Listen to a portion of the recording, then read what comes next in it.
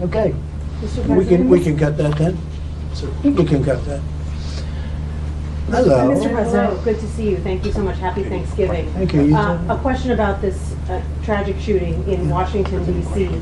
U.S. officials say that the suspect worked very closely with the CIA in Afghanistan for years, that he was vetted, and the vetting came up clean. He went cuckoo. I mean, he went nuts. And that happens too. It happens too often with these people. You see them. But look, this is how they come in. This is how they're standing on top of each other, and that's an airplane. There was no vetting or anything. They came in unvetted. And we have a lot of others in this country. We're going to get them out. But they go cuckoo. Something happens to them. Your DOJ IG just reported this year that there was thorough vetting by DHS and by the FBI of these Afghans who were brought into the U.S. So why do you blame the Biden administration? Because they let them in. Did? Are you stupid? Are you a stupid person? Because they came on a plane along with thousands of other people that shouldn't be here, and you're just asking questions because you're a stupid person. And there's a law passed that it's almost impossible not to get them out. You can't get them out once they come in. And they came in, and they were unvetted, they were unchecked, there were many of them, and they came in on big planes, and it was disgraceful. And if you look, you'll see there was a law passed. It makes it almost impossible not to let them in, not to certify them, so to speak, once they come in. And they came in, and they shouldn't have come in. And frankly, the whole thing was a mess. The whole Afghanistan situation was a mess. It should have never taken place. If we're going to go out, and we would have gone out because I had everybody ready to go, we were going to go out with strength and dignity and precision. And we would have left from Bagram, and we would have kept Bagram, by the way, because of its very close relationship to China and where they make their missiles. But when you let the people come in by the thousands and thousands and thousands, they made a terrible mistake. But they were incompetent, yeah. Yeah, Mr. President, thank you for having us here tonight. Have you spoken with Sarah and Andrew's family? And we have a call in a little while, actually, right after this. Do you plan to... Well, the family is devastated, as you can imagine.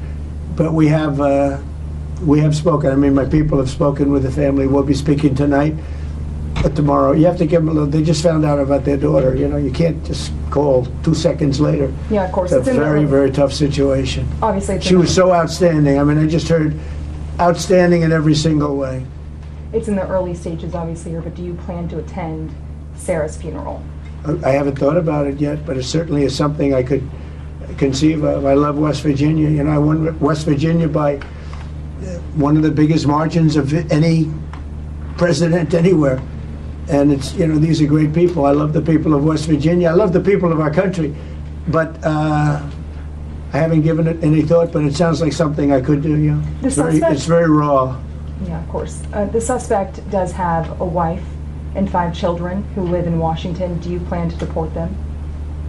The suspect has? The suspect? Well, we're looking at that right now. We're looking at the whole situation with family.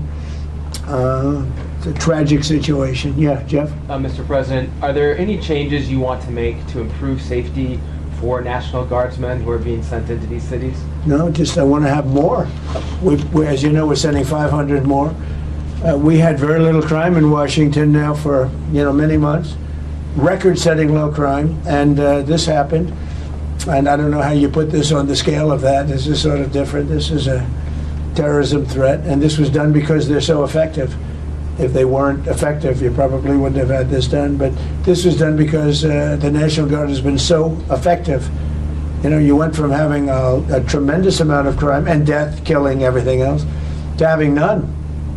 And this happened, I assume, because it was so effective. And maybe this man was upset because he couldn't practice crime. Who knows what his motivation was? But what he did was horrible. And you've made changes for Afghanis' ability to apply for asylum. Do you blame all Afghans for this one man's mistake? No, but we've had a lot of problems with Afghans because they had a lot of them coming in on these planes. Again, I show you this picture.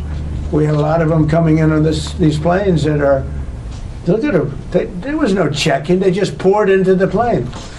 And many of these people are criminals. Many of these people are people that shouldn't be here. And many of them have been gotten out. I mean, we've gotten out a lot of the people that, you know, we've taken a lot of them out of here.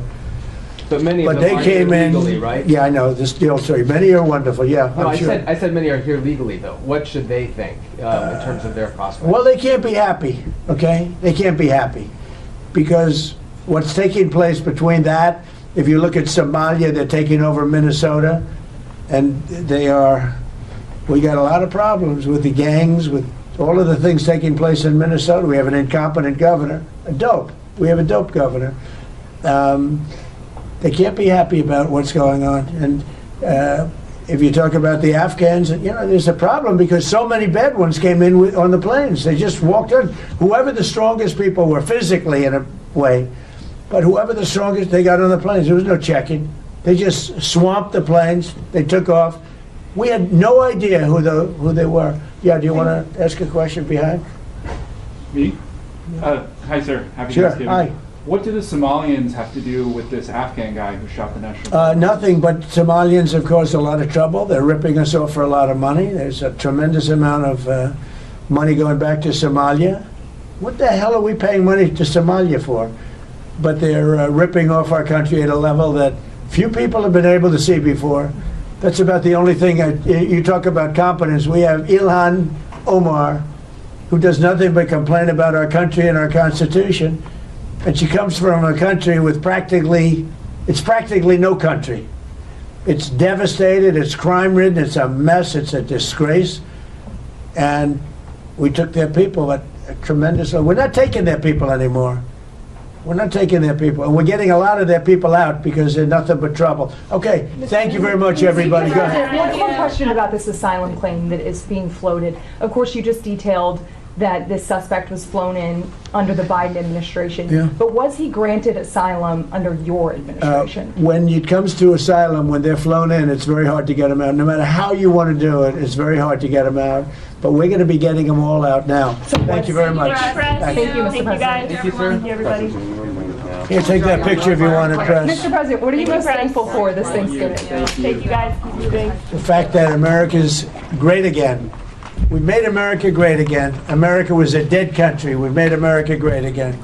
There you go. Thank you, everybody. Thank you, Mr. President. Happy Thanksgiving. Thank you. Moving, everyone. Thank you. Thank you guys. Thank you.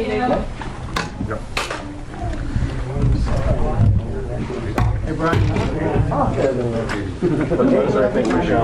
This video captures a tense and emotional exchange between reporters and the president following a tragic shooting in Washington, D.C. The discussion begins with a question about the suspect, an Afghan man who had previously worked with U.S. intelligence overseas. Reporters cite government statements saying he was fully vetted before entering the United States, while the president strongly challenges that claim. He argues that many people brought in during the Afghanistan evacuation were not properly screened, and repeats that the suspect went out of control, using blunt and heated language toward the press. As the conversation continues, the president shifts to broader criticism of how the Afghanistan withdrawal was handled and expresses frustration about immigration policies he believes allowed dangerous individuals to enter the country. Throughout the exchange, he speaks in a sharp, confrontational tone, often returning to his broader concerns about national security, border control, and crime in American cities. Reporters also ask about the victim, a young National Guard member. The president says he plans to speak with her family later that evening and expresses sympathy for their loss. When asked whether he will attend her funeral, he says he has not decided, but suggests he is open to it. The questions then move to the suspect's family, its potential deportation actions, and whether security measures for National Guard troops will change. The president describes the incident as a form of terrorism and argues that increased troop presence in cities has generally reduced crime. The conversation grows more heated when reporters ask about Afghans and Somalis living legally in the United States. The president responds with strong criticism of both groups, repeating concerns about crime, immigration, and government spending. The briefing concludes with a brief Thanksgiving question, where he remarks that he is thankful that America is great again. Overall, the video presents a highly charged interaction that mixes national security concerns, immigration debates, and an emotional response to a tragic loss, all delivered in the president's direct and unapologetic speaking style.